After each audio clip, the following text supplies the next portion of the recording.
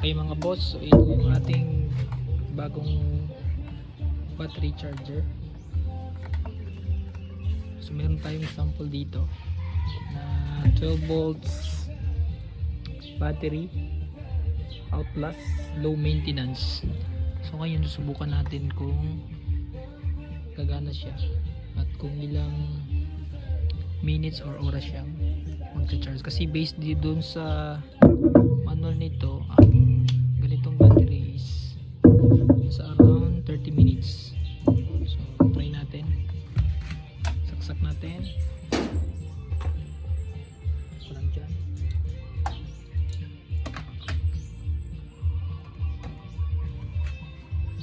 So ingatan nyo lang ito na magdikit.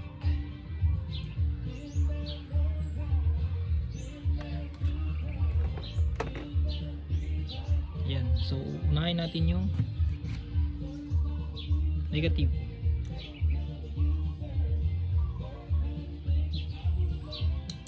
And then ang positive. So ayan, hindi pa natin siya na on. Kunin natin muna yung voltahe ng ating battery. So ngayon gagamit tayo ng clamp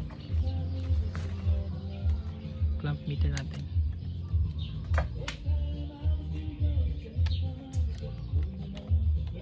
Okay, common para sa ating negative,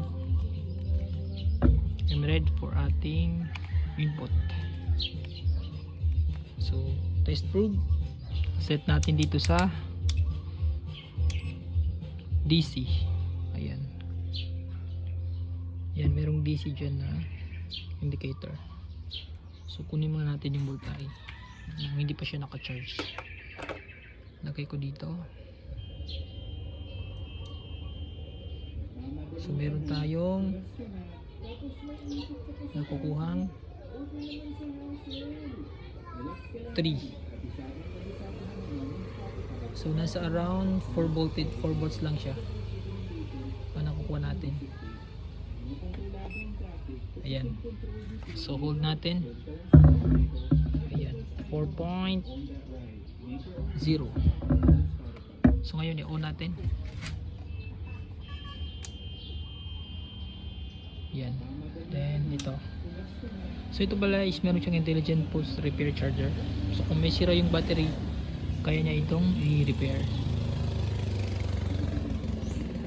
Ayan. So kung makikita niyo, meron siyang charge dito.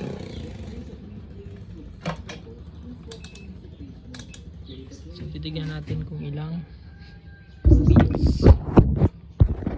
So ito pala is meron siyang LED display.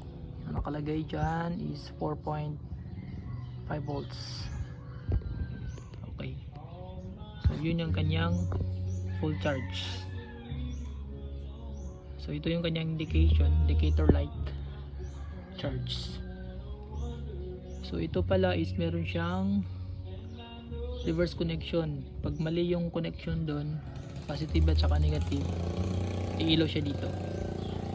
So automatic niyang na sense na yung battery natin is 12 volts only. Ayan. So 12 volts lang yan siya. So kung 24 volts naka-series, automatic siya ma-detect. So power supply meron. So meron siyang automatic identification for 24 volts and 12 volts.